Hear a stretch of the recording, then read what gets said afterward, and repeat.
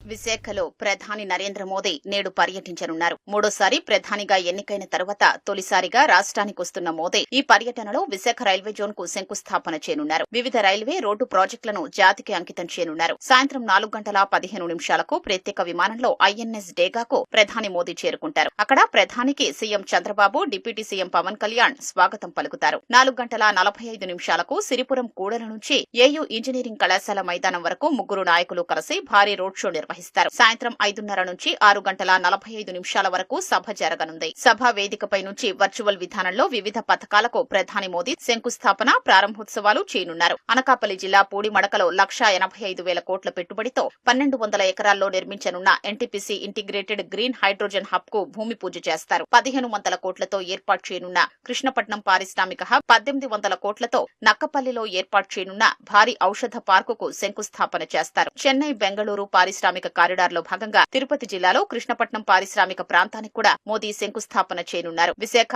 ఒడిషా పర్యటనలపై ప్రధాని మోదీ తెలుగులో పోస్ట్ చేశారు. హరిత, పునరుత్పాదక ఇంధనాలు, మౌలిక సదుపాయాలు వంటి అనేక ప్రాజెక్టులతో పాటు మరెన్నో ఇతర కీలక ప్రాజెక్టులను ప్రారంభించేందుకు విశాఖ ప్రజల మధ్య సమయం గడిపేందుకు ఎదురు చూస్తున్నట్లు తెలిపారు. నేషనల్ గ్రీన్ హైడ్రోజన్ మిషన్ లో తొలి హబ్ అయిన NTPC green energy limited green hydrogen hub ప్రాజెక్టుకు శంకుస్థాపన చేయడం సంతోషకరమైన విషయమన్నారు. మోదీ పోస్టుకు బదులిచ్చిన ముఖ్యమంత్రి చంద్రబాబు ఏపీ ప్రజల తరపున స్వాగతం పలికారు. 2 లక్షల కోట్లకు పైగా విలువైన ప్రాజెక్టులకు శంకుస్థాపనలు, ప్రారంభోత్సవాలు జరిగే నేటి కార్యక్రమం రాష్ట్రాభివృద్ధిలో కీలక ముందడుగని అభివర్ణించారు. ప్రధాని పర్యటన విజయవంతం చేసేందుకు అటు ప్రభుత్వం విస్తృత ఏర్పాట్లు చేసింది.